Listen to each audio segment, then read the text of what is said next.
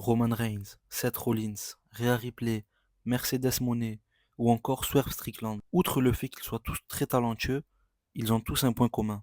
Avant de devenir les meilleurs superstars du monde et de l'histoire pour certains, ils ont fait leur trou dans le troisième show de la WWE, NXT. Ayant longtemps été considéré comme seulement un centre de développement, NXT a longtemps été boudé par de nombreux fans, dont moi.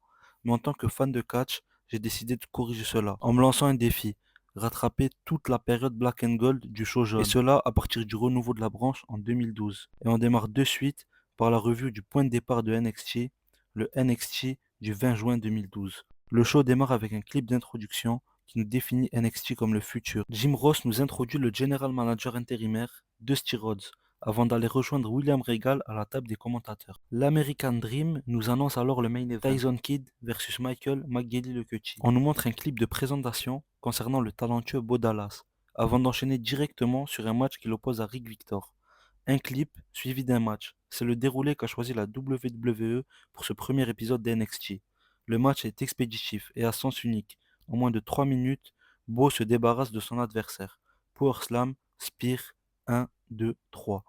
Durant le match, les commentateurs ont largement insisté sur la rage et la soif de victoire de Bo Dallas, qui sera interviewé directement en post-match par Briley Prince. Interview dans laquelle il envoie un message au roster. Il nous dit que ce n'est que le début et qu'il faudra se souvenir de son sourire.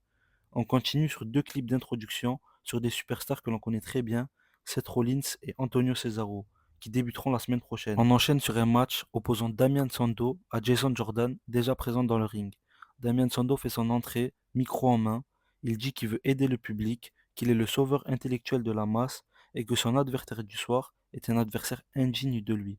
En tant qu'exemple de tout ce qui est juste, il ne peut pas et ne veut pas combattre ce soir contre Jason Jordan. La promo est vraiment très bonne. Sando a vraiment une bonne interaction avec le public qui, tout au long de la promo, envoyait des chants What et des chants You Suck après celle-ci. On poursuit avec un clip de présentation de The Ascension dans lequel on présente leur univers. C'est sombre, c'est sérieux, pas de blague. On les voit sur des buildings new-yorkais surplombant la ville. Ils se rendent en action tout de suite. Ils font leur entrée que j'ai trouvé très cool, dans la même veine que le clip. On est plongé directement dans leur univers. Place au match. Kenneth Cameron et Conor O'Brien, The Ascension, versus Mike Dalton et CJ Parker. Comme pour le match de Bo Dallas, le match est expéditif. Cameron prend immédiatement l'avantage. Se débarrassant rapidement des deux adversaires, il en isole un dans le coin, le piétine sans relâche. Il enchaîne avec une descente du coude, suivie de plusieurs coups de pied puissants. Le finish ne se fait pas attendre.